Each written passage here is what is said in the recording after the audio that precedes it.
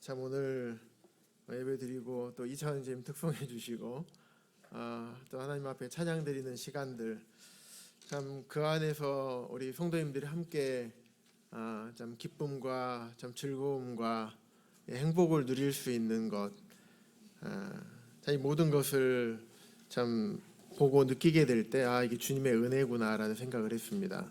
이차원 형제님, 참 주님께서 파라과이까지 형제님 통해서 복음이 전하게 하시고 또 남미 쪽으로 또 인도하시는 주님, 또 이차원 형제뿐만 아니라 우리 동북교회를 또 역사들을 살펴보고 지금까지 동북교회 되어져가는 모습들을 보았을 때 참 동북교회를 향한, 또 이쪽 광주 지역을 향한, 우리나라를 향한, 또 형제님을 이차원 형제님 바라보게 될 때 세계 복음을 향한 참 우리 하나님의 놀라운 은혜와 역사하심을 다시 한번 떠올리게 되면서 참 감사를 드리는 마음이 있습니다. 자, 오늘은 그리스도인의 재정관 세 번째 시간, 책임, 부채에 대해서 말씀을 나눌 차례입니다. 먼저 첫 번째 시간 어떤 말씀 나눴는지 생각나십니까? 첫 번째 시간, 왜 성경에서 재정과 경제를 배워야 하는가? 왜 그런다 그랬죠? 돈을 어떻게 다루느냐는 하나님과의 관계에 영향을 미치기 때문에 그렇다. 그래서 공부하는 겁니다. 그래서 말씀을 함께 살펴보는 겁니다. 두 번째, 위임이었죠. 하나님의 역할과 이제 우리의 역할이 있습니다. 하나님의 역할은 뭔가요? 하나님은 우리의 주권자 되시다. 또 모두의 소유자 되시고 또 공급자 되시죠.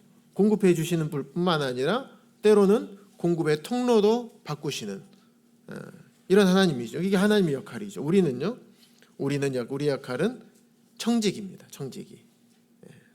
오늘 사회자님께서 잘 말씀해 주셨죠. 그래서 세 번째 시간, 우리는 청직입니다. 그럼 청직이라면 주인의 물건을 맡은 자입니다. 그래서 맡겨진 재물을 관리하고 또 때로는 증식하게 돼야 되고 주인의 쓰임의 목적에 맞게 잘 분배해야 되는 책임이 있는 존재입니다. 이것과 관련해서 오늘 부채하면 부채가 무슨 뜻인지 모르시는 분 안 계시죠? 아우 더워, 부채 이거 아닙니다. 부채입니다. 부채. 그래서 부채라 생각하면 이야 기분 좋다 하시는 분 안 계시죠? 왠지 부채 생각하면 어떤 느낌이 좀 드십니까? 아무렇지도 않습니까? 머리 아프고, 고구마 100개 먹고 물 안 먹은 것처럼 꽉 막힌 것 같고, 왠지 막 좀 두근거리고, 좀 그날이 다가오면, 그날이 무슨 날인지 아시죠?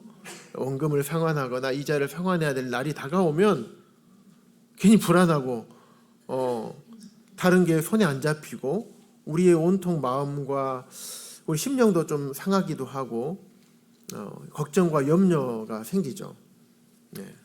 그래서 이 부분에 대해서 우리가 어떻게 해야 될까? 그래서 앞서 말씀드린 것처럼 청지기는 우리는 이런 책임이 있는 존재입니다.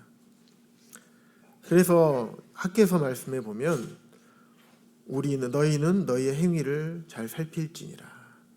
그래서 이 시간을 통해서 하나님 말씀을 기준으로 우리의 삶을 살펴서 어떻게 하면 하나님께서 우리에게 맡겨주신 청지기 역할을 잘 감당할 수 있을까에 대해서 각자가 하나님께서 말씀하시는 바에 대한 교훈을 받으실 뿐만 아니라 우리 삶 가운데에서 실제로 적용하는 시간이 되면 좋겠습니다. 자, 그러면 부채란 무엇일까? 부채의 사전적 정의는 이렇습니다. 한 사람이 다른 사람에게 지불할 의무가 있는 돈을 부채라고 합니다. 한 글자로는 빚이죠, 빚. 그래서 부채의 종류 여러 가지 많이 있겠죠. 은행 융자금, 또 친척으로부터 빌린 돈, 주택 융자금. 친척으로부터 빌렸으니까 안 갚아도 될까요? 천천히 갚아도 됩니까? 그렇지 않죠. 또 신용카드사, 신용카드 많이 쓰죠. 신용카드사에 지불할 돈, 또 때로는 마이너스 통장. 다 내가 내 마음대로 사용할 수 있는 돈은 원래 아니었죠. 그래서 부채는 오늘의 필요를 위해서 내일로부터 돈을 빌리는 것입니다. 이렇게 되면 어떤 문제가 있을까? 우리 지난 시간에 배웠던 하나님은 공급자 되시죠. 하나님의 공급하심을 기다려야 되는데 이 기다리지 않고 어떤 다른 여러 가지 이유 때문에 오늘의 필요를 위해서 내일로부터 돈을 빌리는 것. 이렇게 된다면 우리의 필요를 공급하시는 공급자 되시는 하나님의 방법을 맡게 되고 하나님의 공급하심을 맛볼 수 없게 됩니다. 공급자 되시는 나의 하나님을 경험하는 이런 것들을 우리가 잃어버리게 되는 것입니다. 그래서 우리가 지난번에 말씀을 드렸지만 우리가 누구의 종이 될 것인가? 보면 국내 총생산 대비 가계부채 비율 상위 10개국을 쭉 봤더니 어느 나라가 제일 높습니까? 우리나라입니다. 우리나라가 제일 높습니다. 그래서 부채는 스트레스, 또 정신적, 육체적, 감정적 피로의 원인이 됩니다. 이 부채의 짐이 우리 생활을 이제 지배하게 되고 그렇게 되면 어떻게 됩니까? 우리는 결국 만몬의 종이 됩니다. 왜냐하면 갚아야 되니까. 결국에는 돈을 위해서 우리가 살게 됩니다. 그럼 우리는 누구의 종인가? 하나님의 종이죠. 하나님 우리의 주인이시고 우리 하나님의 종인데 돈이 만몬이 우리의 종이 되어버립니다. 평생을 돈 벌기 위해서 살아야 되고 이런 어려운 힘든 삶을 살아야 됩니다. 하나님께서 우리에게 주신 삶은 이런 삶이 아니죠. 이런 삶을 살기 위해서 우리를 구원하시고 교회로 불러 모아주셔서 함께 살아가도록 주님의 일들 하도록 하신 거 아니죠. 하나님께서는 하나님의 자녀들이 주님 안에서 행복하고 기쁨을 누리며 살기를 원하십니다. 보시면 2023년 올 4월 달 뉴스예요. 나라 빚이 1,000조가 넘었습니다. 1인당 빚이 2,076만 원 평균적으로. 나라마다 요즘 보면 경제 뉴스를 보면요, 우리나라 부채가 눈덩이같이 늘어날 뿐만 아니라 우리나라뿐만 아니라 전 세계가 그렇습니다. 국가 부채, 또 기업들은 어떻습니까? 기업 부채, 또 우리 개인 부채, 이런 규모가 줄어들질 않아요. 점점 증가하고 있습니다. 미국에서는 한 해에 한 파산 신청을 하는 사람들이 한 100만 명 이상이 파산 신청을 합니다.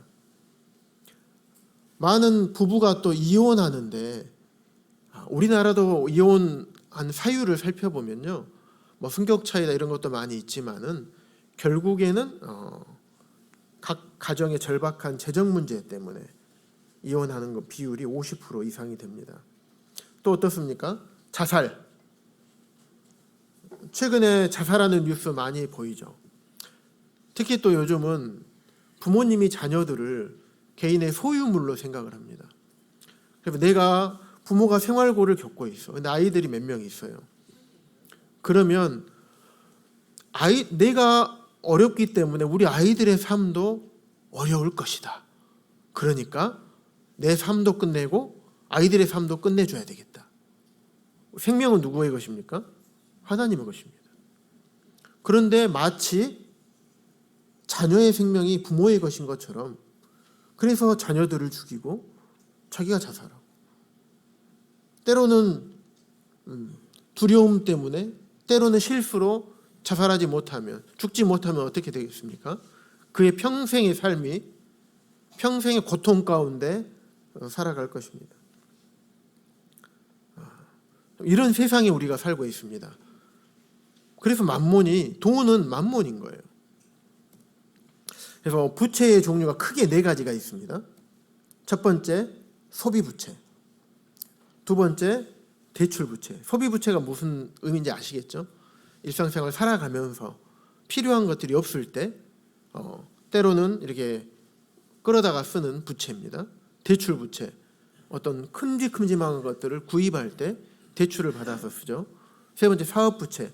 사업하려면 나중에 나눌 기회가 있으면 나누겠지만 내 돈 다 가지고 100% 가지고 사업할 수 있습니까? 현대는 그렇게 하기 어렵죠. 사업부채. 네 번째, 투자부채. 우리가 생각할 때 여러 가지를 살폈을 때 여기다 투자하면 어떤 큰 유익을 얻을 수 있을 것이다 생각해서 빚을 끌어다가 거기다가 투자하는 것들. 하지만 오늘은 시간 관계상 소비부채와 대출부채 이 2가지에 대해서만 함께 나누도록 하겠습니다.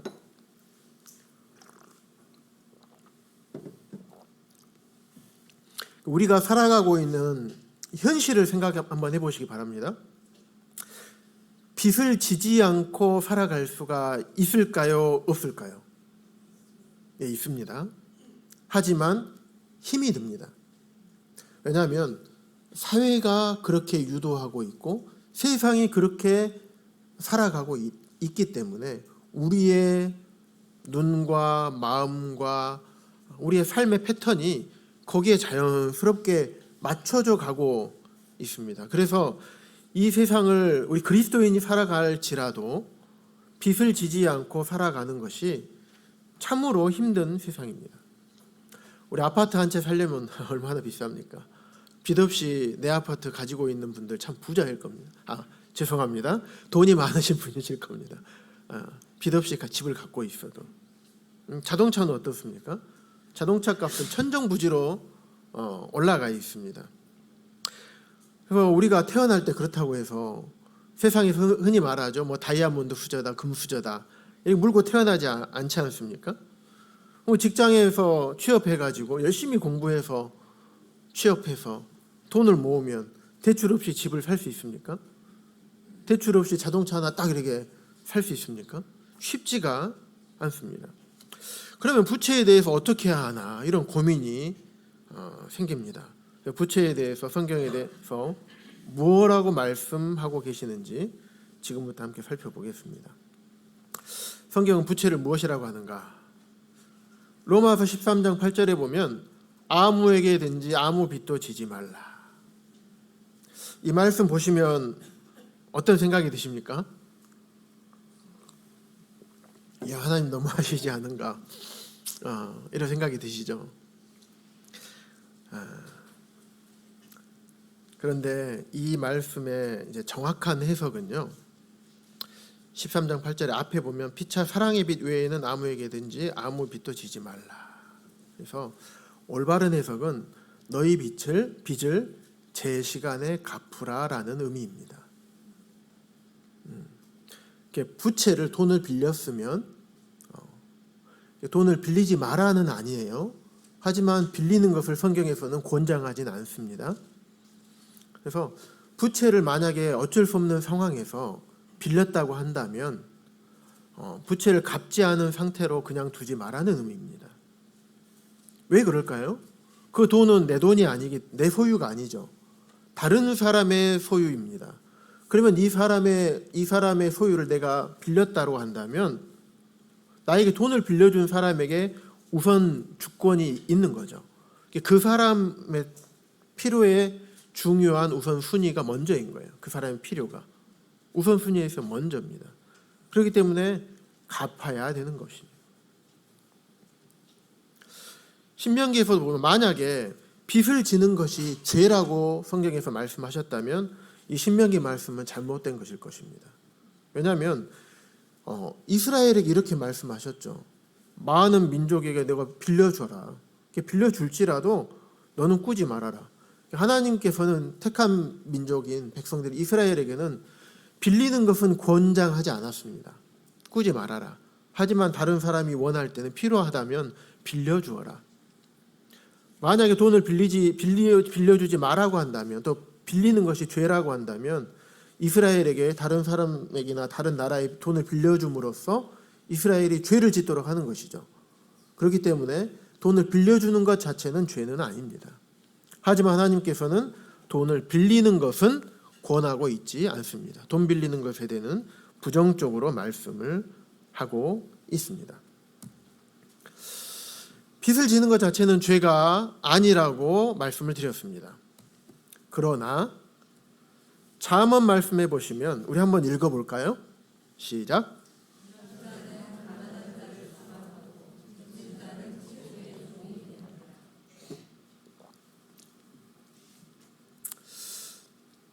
부채는 언젠가는 터질지도 모르는 폭탄을 안고 살아가는 이런 사람이에요.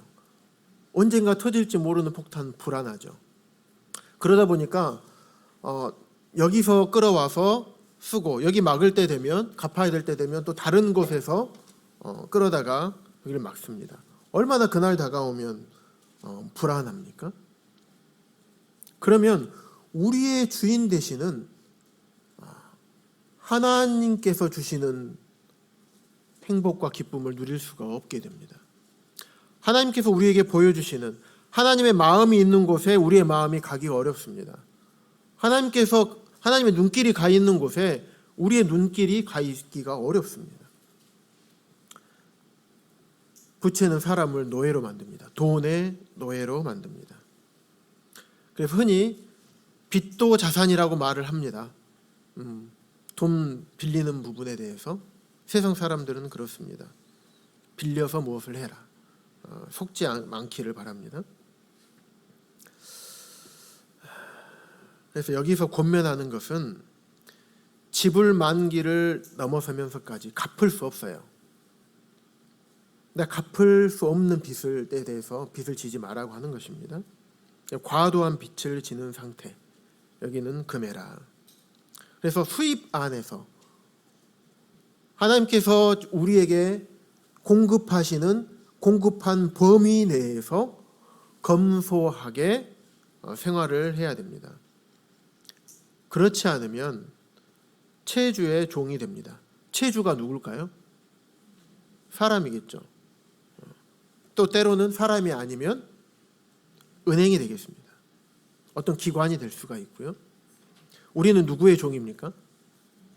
주님의 종입니다. 그럼 주인이 바뀌게 되면 어떻게 됩니까? 우리의 삶은 바뀐 주인에 따라서 거기에 가치관에 따라서 우리는 살게 됩니다. 서두에 말씀드린 것처럼 우리가 왜 성경에서 경제와 재정을 배워야 됩니까? 돈은 하나님과의 관계에 영향을 미치기 때문에 그렇다라고 말씀을 드렸습니다. 이처럼 우리가 채주의 종이 되게 되면 주인이 바뀌어버려요. 실제적으로 우리 주인은 주님이시지만 우리의 삶을 주관하는 주인이 돈이 되게 됩니다. 사람이 되게 됩니다. 그렇게 되면 공급자 되시는 주님과의 관계가 어려워지게 됩니다. 그래서 다른 말씀에서는 너희는 값으로 사신 것이니 사람들의 종이 되지 말라라고 우리에게 말씀하십니다. 그럼 부채 중에서 소비 부채 먼저 살펴보겠습니다. 성경에 보면 소비 부채 관련해서 말씀들이 이제 여러 가지 있는데 그 중에 열왕기하 4장 1절에서 2절 성도님들 말씀 피셔도 좋습니다. 1절에서 2절 앞에 말씀이 있으니까 함께 한 목소리로 1절부터 2절까지 읽어보도록 하겠습니다. 시작.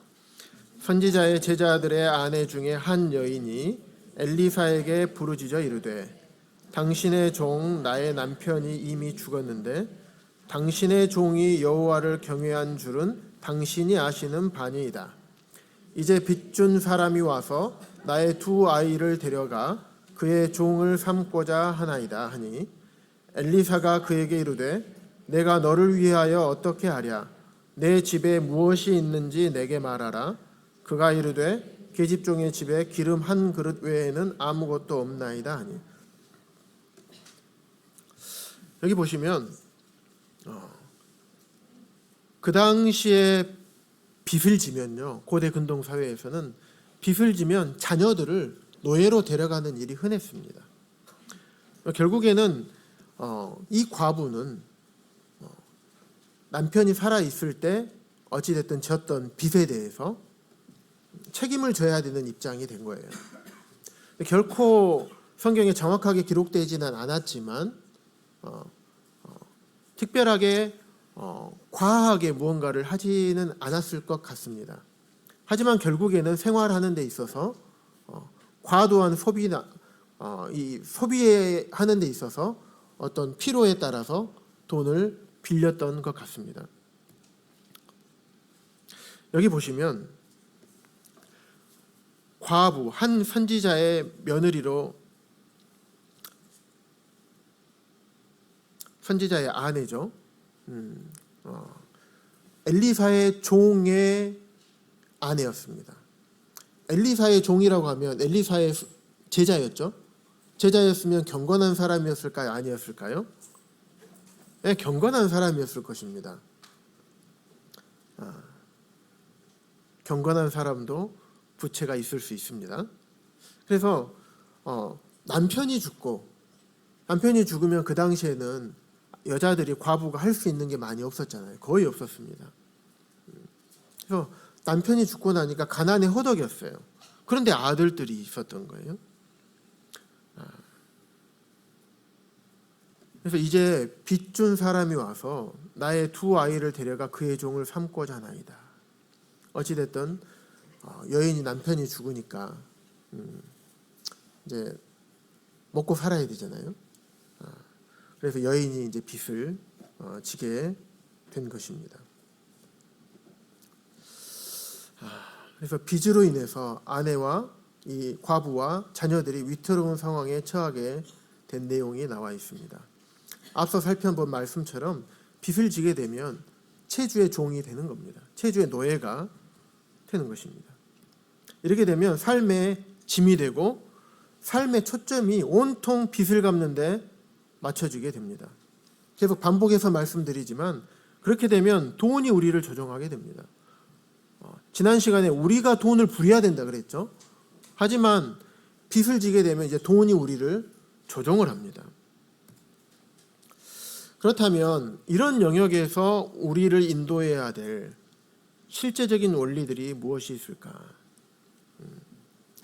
반드시 지켜야 할 실제적인 원리. 의무가 가장 우선순위가 돼야 됩니다. 의무가 무엇일까요? 돈에 대해서 먼저 주님의 것을 구분해서 드려야 되겠죠. 이건 우리의 의무예요. 공급자 되시고 소유자 되시는, 주권자 되시는 하나님.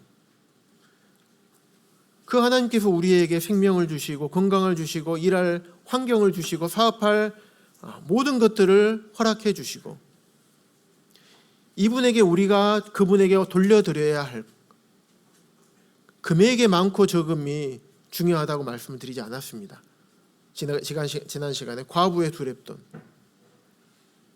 마음을 원하시죠. 이게 의무예요. 이게 가장 우선순위입니다. 두 번째, 필요한 것. 꼭 필요한 것들. 그 다음에 세 번째가 원하는 것입니다. 소비할 때 순서. 반드시 지켜야 할 원리입니다. 실제적인 원리들을 살펴보면 계획을 잘 해야 되겠죠. 그래서 꼭 필요한 것인가 소비할 때. 두 번째, 필요하다면 어떻게 해야 될까요? 바로 구입하면 되겠죠. 물론 그렇게 해도 됩니다. 하지만 주님의 공급하심을 먼저 기다리는 것이 더 좋습니다. 저희가 저희 자녀들에게 어떤 좀 저희가 생각할 때 좀 큰 금액, 아이들이 사달라고 하는 것들이 있잖아요. 필요에 의해서.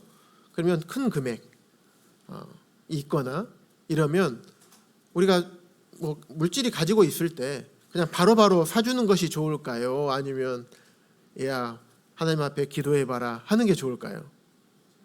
자녀 교육에 있어서 기도하라고 하는 것이 좋겠죠. 그래서 기도하고 어느 정도 시간, 주님께서 공급하시는 시간들을 아이가 기다리면서 인내하면서 주님이 어떠하시면 경험할 수 있는 기간을 주는 것이 자녀 교육에 굉장히 중요합니다. 그런데 실제로 아이들에게 그런 것들을 하게 했을 때 주님께서 신기하게 그 필요들을 공급하시는 것들을 우리 성도님들 많이 경험을 하셨을 거라고 생각이 됩니다.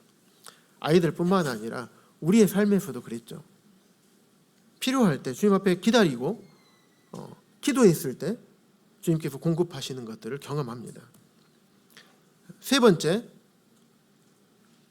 어떤 필요가 있어요. 그럼 계획을 짜죠. 그래서 예를 들면 1년에 한 번씩 돌아오는 거 있죠. 우리 자동차 보험. 어떤 분들은 청년들 같은 경우는 200만 원이 넘을 겁니다. 최소한 100만 원, 아니면 50만 원. 그런데 50만 원 현금으로 딱 자동차 보험 내기도 사실 부담스럽죠. 그러면 보통 할부로 하죠. 무이자 할부로 합니다. 그러기보다도 1년 뒤에 이 자동차 보험에 100만 원이 나가야 된다. 그러면 한 달에 얼마씩 모아놓으면 될까요? 미리 한 10만 원가량을 모아놓으면 좋습니다. 이렇게 미리 계획해서 조금씩 저축해서 현금으로 구매하는 것이 좋습니다. 그래서 신용카드, 현금처럼 사용해야 돼요. 될 수 있으면 사용하지 마시고 체크카드를 사용하기를 권합니다. 왜 그러냐면요, 통계를 보니까 체크카드나 현금을 사용할 때하고 신용카드를 사용했을 때 비교를 해보니까 신용카드를 사용하니까 한 30% 이상의 더 많은 소비를 했다라는 통계가 나와 있습니다. 한 33% 정도. 네 번째, 어쩔 수 없이 할부를 구입해야 돼요. 할부를 구입을 해야 된다고 한다면 내가 재량 지출, 이 정도면 이달에 우리가 지출할 수 있어. 재량 지출의 내역을 평가하고 그래서 계획해가지고 예산 안에서 구입을 해야 될 것입니다. 연체는 안 되겠죠. 대출 부채입니다. 대출 부채도 똑같습니다. 이 원리를 반드시 지켜주셔야 됩니다. 어떨 때 대출 부채를 많이 할까요? 여기 나와 있죠. 아파트 살 때 대출 많이 받으시죠? 자동차, 학자금은 어떻습니까? 저는 학자금을 대학 한 3년 반 하고 대학원 석박사 할 때 이제 기간 동안에 학자금을 받고 그랬습니다. 결국에는 제가 취업하고 하면서 이제 다 이제 상환을 했는데요. 그리고 또 예배당, 우리 실제적으로 예배당 지을 때 대출을 했습니다. 대출의 영어로 보니까 대출은 몰트라는 죽음, 기지라는 불량과 목, 죽음의 불량입니다. 대출은 그렇습니다. 단어의 뜻이 그래요.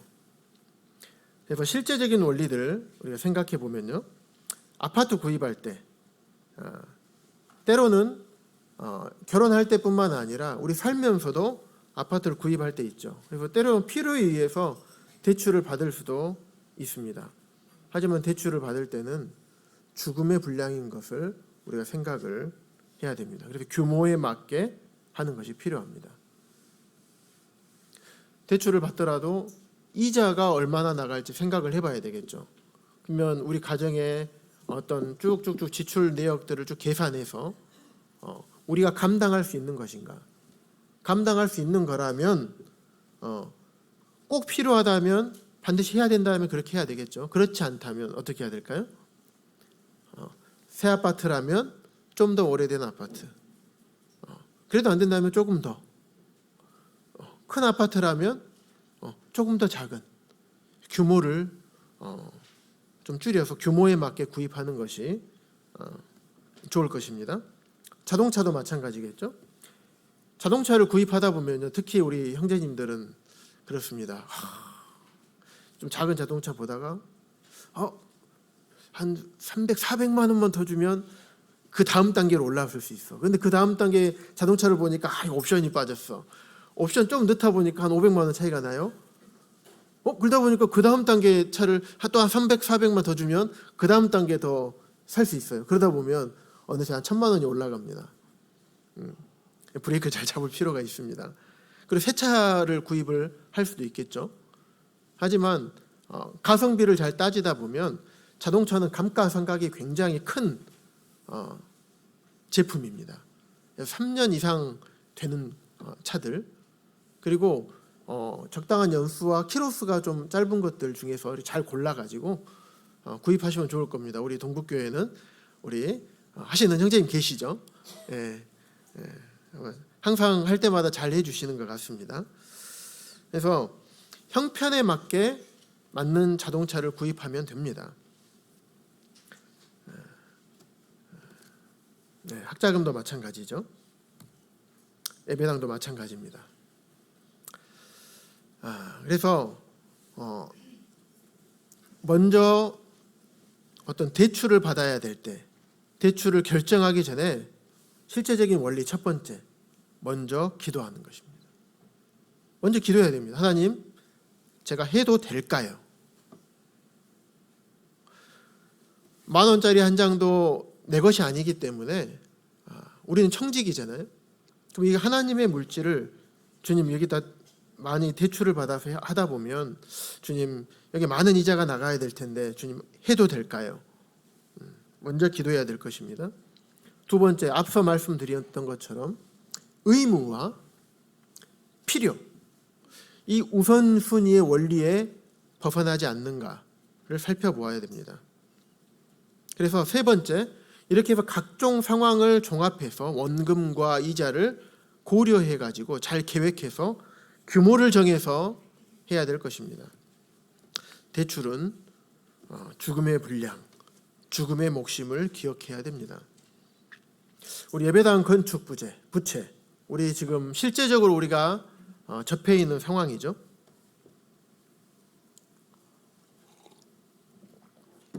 우리 자매님들은 많이 그때 잘 모르실 수도 있습니다. 왜냐하면 진짜 형제님들이 회의를 수도 없이 많이 했습니다. 그래서 성도님들이 계속 한 분 한 분 더해지기도 하고, 그래서 예배당이 좁게 되고 예배당이 더 큰 예배당이 필요하게 됐습니다. 또 노후된 예배당에 영혼을 데려오는 것이 부담스러워하는 성도님들이 계셨습니다. 그래서 건축을 할 것인가 아니면 더 큰 공간을 임대를 할 것인가, 여기에 대해서도 논의하고 실제로 건축도 알아봤지만 임대도 알아봤습니다. 그 결과 건축을 하기로 했죠. 그래서 힘에 지나도록 헌신했음에도 불구하고 건축비가 부족했습니다. 그때 당시에는 성도님들에게 많지 않았습니다. 그래서 6억이라는 금액의 대출이 이제 부담스러웠지만 우리가 이 세대에 감당하지 않으면 우리 다음 세대에는 더 어려울 수도 있다라는 일념으로 우리가 이 대출을 하면서까지 감당을 해서 건축을 마무리를 하자라고 결정을 했습니다. 그래서 현재 원금과 이자를 잘 감당하고 있습니다. 이런 위험성도 알고 있었습니다. 대출금 1개월이라도 연체되면 예배당의 소유권이 은행으로 넘어갈 수 있다라는 위험성도 알고 있었습니다. 하지만 하나님께서 이 부분을 하게 하셨기 때문에 공급하실 거라는 믿음으로 이 일을 해왔고 지금까지 잘 감당하고 있습니다. 지금까지 잘 감당해 오신 성도님들께 감사를 참 드리고, 감당해 오게 하시도록 우리의 모든 마음과 상황을 인도해 주신 하나님께 감사와 영광을 돌려드립니다. 주님께서 그 섬김과 헌신을 다 아시고 기록하십니다. 그리고 30배, 60배, 100배로 갚아 주실 것입니다. 그래서 대출은 죽음의 분량, 죽음의 몫입니다. 만약에 이 예배당 건축 헌금이 지금 건축이 원금하고 이자 합쳐서 500만 원 정도 매월 나갑니다. 그런데 이게 만약에 안 나가면 어떻게 될까요? 이 금액이 고스란히 교회 안에 많은 사역들의 공급이 될 것입니다. 상상해 보시기 바랍니다. 지금 우리가 일반 연보가 한 800만 원대 정도 나옵니다. 건축원금이 500만 원 정도 나가는 거예요. 800만 원대에서 교회 모든 어떤 필요를 다 채우지는 못하지만 사용하고 있습니다. 그래서 이 예배당 건축할 때 생긴 부채를 위해서 계속 기도해 주시기 바랍니다. 부채로 인해서 지불하는 비싼 대가, 이자 비용이 있겠죠. 예금 금리보다 대출 금리가 항상 높습니다. 또 심리적 비용, 스트레스가 있죠. 과도한 부채는. 관계적 비용, 사람과 사람 사이에 이제 돈을 빌리게 되면 또 평판, 동업, 사업계획, 결혼, 우정을 파괴합니다. 관계를 파괴합니다. 영적인 비용, 하나님의 뜻을 따르려는 우리의 자유를 억누르게 됩니다. 왜? 부채가 많다 보면 그게 먼저가 돼버려요. 실제로 스트레스를 지수를 이제 측정을 해봤더니 현역 군인들 스트레스 지수와 이 부채로 인해서 받는 스트레스 지수, 어떤 스트레스 지수가 더 높을까요? 군인들, 전쟁에 있는 군인들이 더 높겠죠. 아니에요. 부채로 인한 스트레스가 더 높다고 합니다. 그래서 참 두 주인을 섬기다가 참된 주인을 섬기지 못하는 그런 또 그런 기회를 놓치게 됩니다. 그렇다면 이 머리 아픈 부채를 어떻게 해야 될까? 부채가 발생하면 우리 어떻게 해야 될까? 부채는 해결해야 됩니다.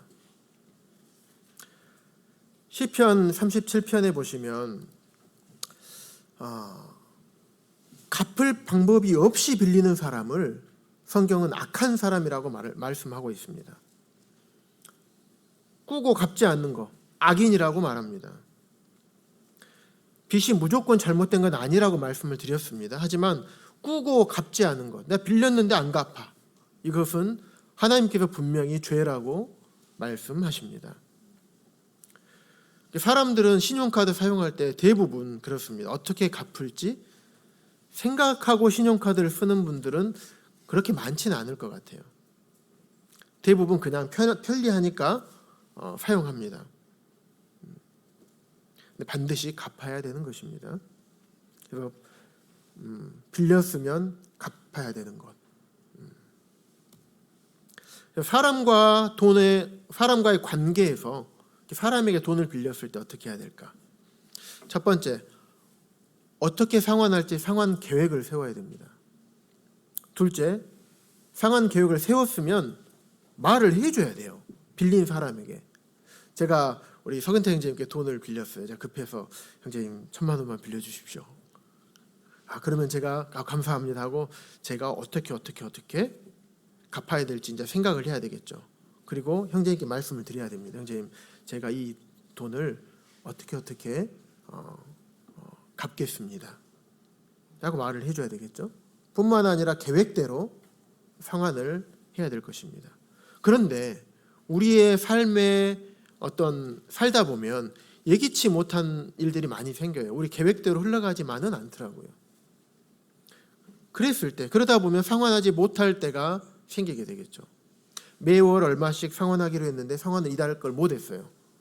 그러면 그냥 넘어가는 것이 아니라 전화를 드리든지 찾아가 뵙고 죄송합니다, 제가 이렇게 하기로 했는데 그러지 못했습니다 라고 용서를 구해야 되겠죠. 그다음 마지막으로 계획대로 상환하기 위해서 최선을 다해야 됩니다. 그리스도인은 주님의 향기를 드러내야 됩니다. 그리스도인의 간증은 그리스도인의 생명과도 같습니다. 실제적으로 성도 간에 이러한 돈을 빌리고 이런 일 때문에 실제로 끊어진 관계가 너무 많아요. 실제로 이제 빌린 분은 빌려준 분의 전화를 받을까요, 안 받을까요? 못 받아요. 못 받습니다. 한 분, 두 분, 세 분, 네 분, 다섯 분 점점 금액이 늘어나죠. 그럼 어떻게 될까요? 관계가 단절됩니다. 관계를 단절해야지 내가 살 수 있거든요. 그렇지 않으면 계속 굉장히 뭐 어떻게 지내십니까? 자매님 언제 이렇게 되겠죠. 스트레스가 군인보다 높다니까요. 네. 네.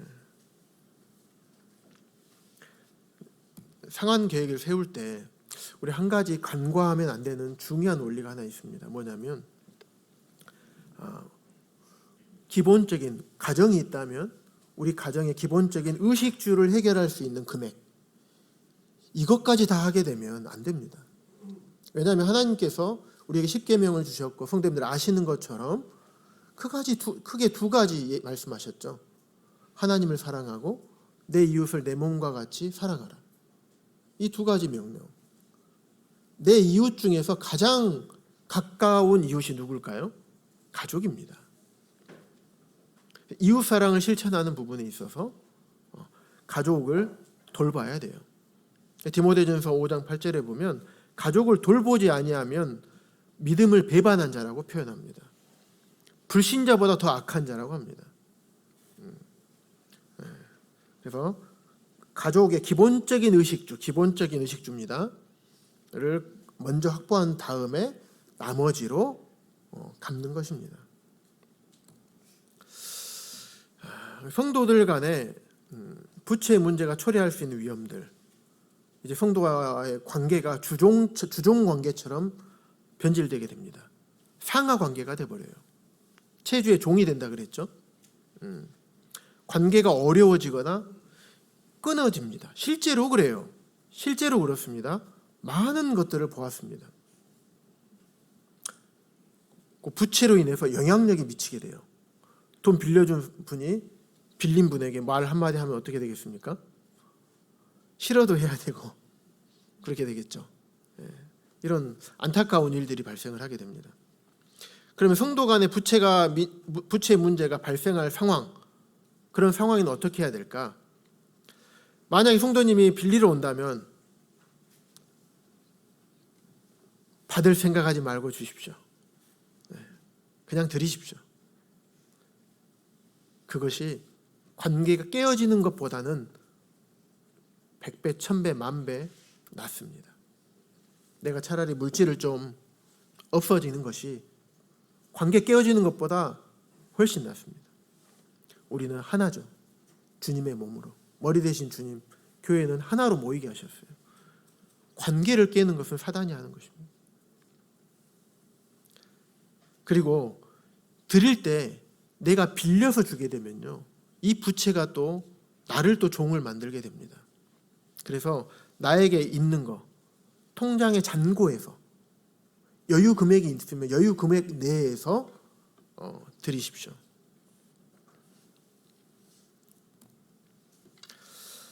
부채에 대한 우리의 태도 어떻게 해야 될까? 그래서 이미 진 빚 있다면 여기에 대한 책임을 받아들이는 것이 먼저 필요합니다. 내가 갚아야 될 책임이 있구나. 두 번째, 갚을 방법이 없는 빚을 졌다면 빚을 해결하기 위해서 첫 번째, 주님 앞에 회개해야 됩니다. 하나님의 말씀을 어겼기 때문에. 세 번째, 얼마면 충분한가에 대한 명확한 체제를 잡아야 돼요. 이것은 의무, 필요, 이 중에서 필요에 대한 얘기입니다. 내가 원하는 것은 제외하고요. 필요. 우리 가정의 의식주. 얼마면 의식주를 해결할 수 있는가에 대한 명확한 체제를 잡는 게 필요합니다. 그 다음에 상환에 대한 계획을 세우고 은행이건 사람이건 이야기를 해줘야 됩니다. 근데 가장 중요한 것은 돈을 빌리는 상황을 만들지 않는 것이 가장 중요하겠죠. 특히 성도들 간에는요. 성도들 간에 돈 문제가 개입되지 않게 하시는 것이 가장 좋습니다. 그래서 우리의 행위를 우리가 어떻게 살아왔는지 지금부터 잘 살피셔서 이러한 부분들을 좀 잘 해결하시면 좋겠습니다. 자, 부채 상환의 원리, 아까 잠깐 살펴봤던 열왕기하 4장 1절부터 7절 말씀에 부채를 어떻게 상환해야 되는지 원리들이 잘 기록이 되어 있습니다. 말씀 한 구절 한 구절을 제가 적어놨거든요. 앞에 보시면 좋습니다.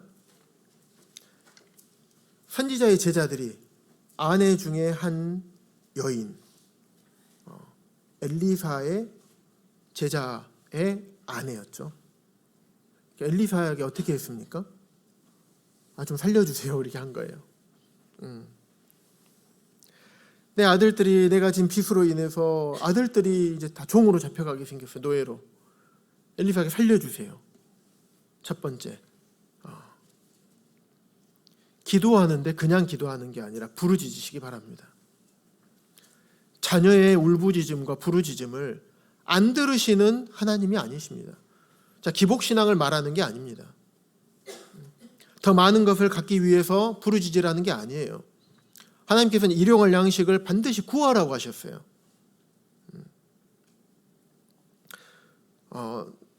남원에서 살 때 아내가 임신하고 그래서 직장을 그만뒀습니다. 혼자 이제 벌어서 사회 초년생이 이제 살아가는데 쉽지가 않았었죠. 그래서 애경사나 이렇게 있으면 굉장히 어렵습니다. 지갑에 돈이 하나도 없는 거예요. 성도들 초청하고 싶어도 뭐가 있어야지 하죠. 정말 아내랑 몇 개월 동안 부르짖었어요. 주님, 그리스도인으로서 마땅히 해야 될 바를 할 수 있도록 도와주십시오. 그런데 주님께서 선하게 공급을 하고 계시고 지금까지도 공급해 주고 계십니다. 자, 두 번째, 엘리사가 얘기하죠. 선지자가 얘기했습니다. 내가 너를 위해서 어떻게 해줄까 하면서 네 집에 무엇이 있는지 나한테 말해라.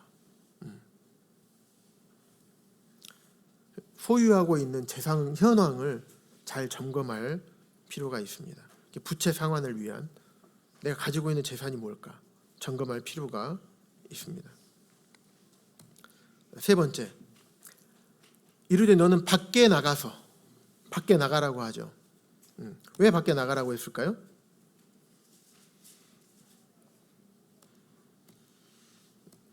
자,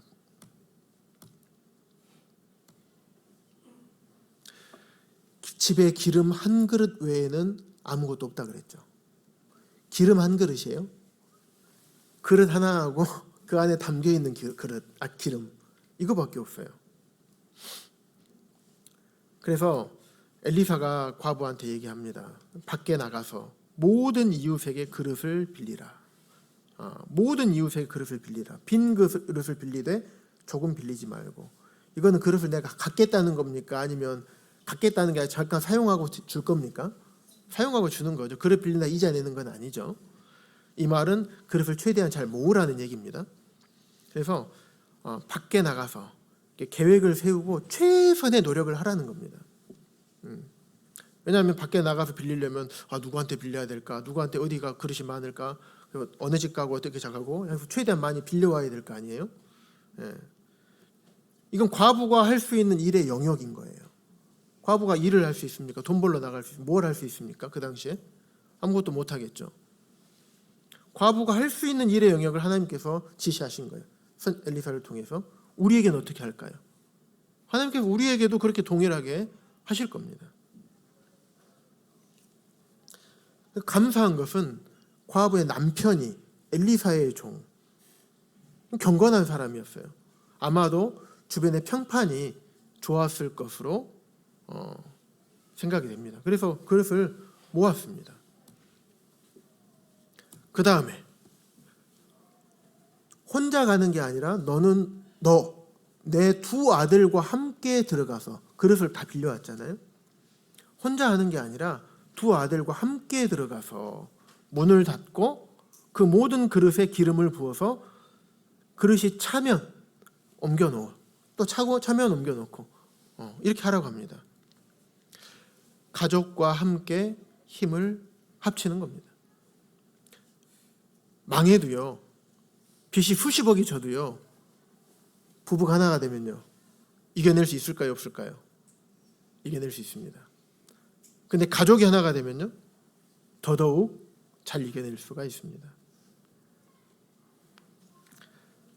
가정이 아무리 경제적으로 힘들다 하더라도 가족이 힘을 합치면, 부부가 힘을 합치면 헤어나오지 못할 일이 없습니다. 그게 하나님이 말씀하시는 원리와 합당하기 때문에 그렇습니다. 예수님 믿지 않는 사람들도 부부가 하나가 되면 다 헤쳐나갑니다. 다섯 번째, 여인이 물러가서 그의 두 아들과 함께 문을 닫은 후에 그들은 그릇을 그에게로 가져오고, 문을 닫고 아들들은 그릇 가져오고, 엄마는 이제 그릇에 기름을 부은 거죠. 과부는 기름 한 그릇밖에 없었어요. 그런데 어땠습니까? 엘리사가 기름통을 딱 갖다 놓고 그릇 빌려와 다 담아줄게 이렇게 했습니까? 그렇지 않았죠. 아무것도 없는 상태에서 그냥 하라고 한 거예요. 그럼에도 불구하고 엘리사의 말씀대로 실천했습니다. 그래서 두 아들들은 그릇을 어머니에게로 가져갔고, 어머니는 그릇에 부었습니다. 신약에서도 이와 비슷한 기적이 있었죠.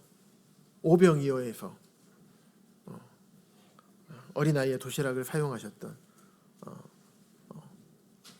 떡과 물고기를 몽땅 쌓아놓고 주님 하지 않으셨잖아요. 그것과 동일합니다. 그랬을 때 의심하지 않고 곁길로 세지 않고 실제적으로 순종했습니다.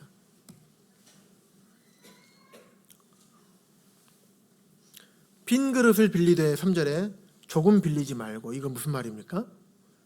될 수 있으면 많이 빌려라. 많이 빌리라고 했어요. 그래서 빌려갖고 다 이제 어머니는 따랐죠. 아들들은 그릇을 가져오고 그릇에 다 찬지라. 여인이 아들에게 이르되 또 그릇을 가져와라. 왜 그럴까요? 계속 차거든요. 기름통이 떨어지지 않아요. 계속 가져와. 그러니까 아들이 엄마 이제 없어요. 다른 그릇이 없나이다 하니 기름이 곧 그쳤더라. 계획을 크게 세우시기 바랍니다. 조금 빌리지 말라고 했습니다. 계획을 크게 세우시고, 그래서 과부의 믿음의 분량은 선지자의 지시에 따라서 그녀가 몇 개의 그릇을 모았느냐에 따라 그 믿음의 분량이 측정될 수가 있을 것입니다.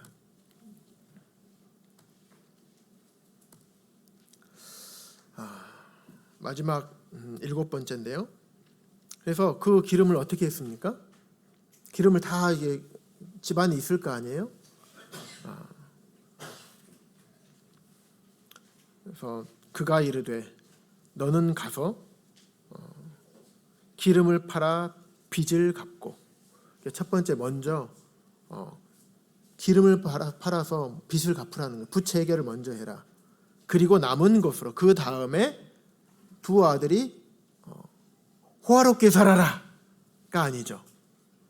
생활하라고 하셨어요. 먹고 살 만큼 또 하나님께서 채워주셨던 거예요. 결과는, 순종의 결과는 부채를 다 해결하고도 남도록 생활할 수 있도록 채워주시는 하나님의 원리가 여기에 들어 있습니다. 선지자의 말씀에 순종했을 때 받을 수 있는 축복. 이 시대에도 동일하겠죠. 우리의 삶을 살펴보면, 생각해보면 내 생각과 내 예상대로 뭐가 다 완벽하게 되든가요? 되지 않는 것이 더 많죠. 그래서 우리의 생각이 중요한 게 아니더라고요. 살아보니까, 많이 살지는 않았지만 실제로 살아보니까 내 생각, 내 계획이 참 그렇게 썩 좋진 않더라고요. 하나님의 말씀의 원리, 주권자 되시고 소유자 되시고 공급자 되시는 하나님의 말씀의 원리가 참 중요한 것 같습니다. 하나님은 어떠신가요? 하나님의 자녀들을 보호하십니다.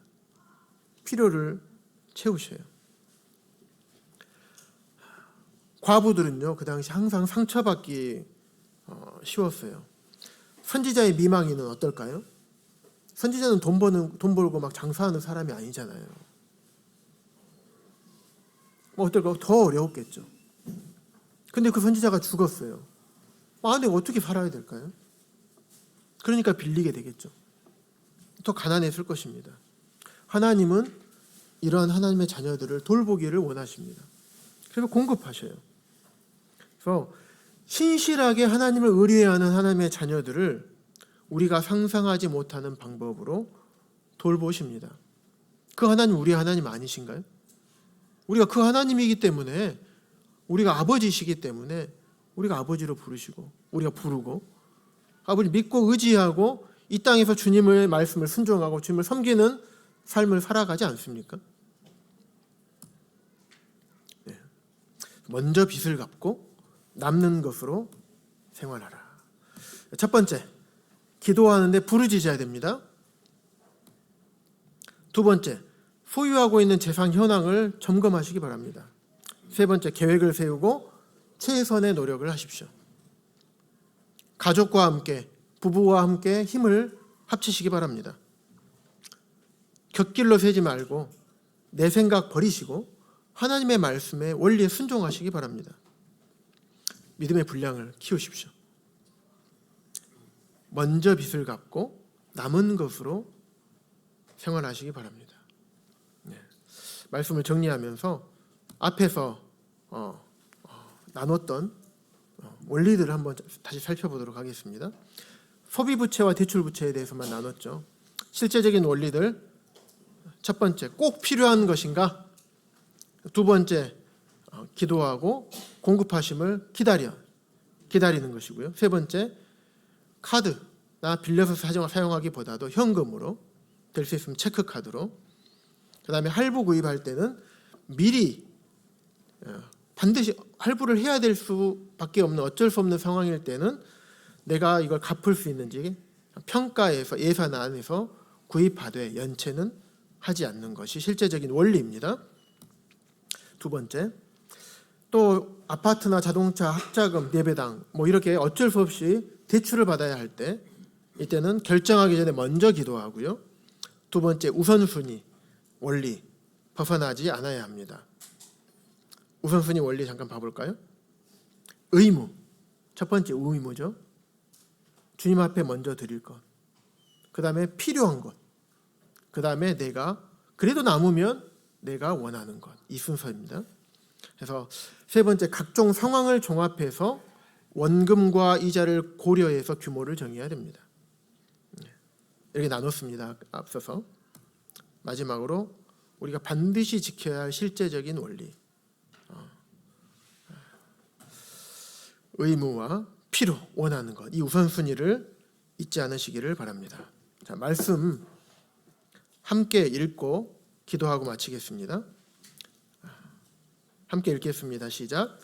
피차 사랑의 빛 외에는 아무에게든지 아무 빚도 지지 말라. 로마서 13장 8절 말씀. 너희 빚을 제 시간에 갚으라라는 의미라고 말씀드렸습니다. 자, 두 번째 시작. 부자는 가난한 자를 주관하고 빚진 자는 채주의 종이 되느니라. 우리의 주인은 예수 그리스도십니다. 채주의 종에서 벗어나시기를 바랍니다. 세 번째 시작. 그러므로 이제 만군의 여호와가 이같이 말하노니 너희는 너희의 행위를 살필지니라. 학개서 1장 5절에서 7절 말씀. 우리는 청직입니다. 우리가 주인이 아니죠. 그래서 우리의 행위를 잘 살필 필요가 있습니다. 이상으로 말씀을 마치겠습니다. 기도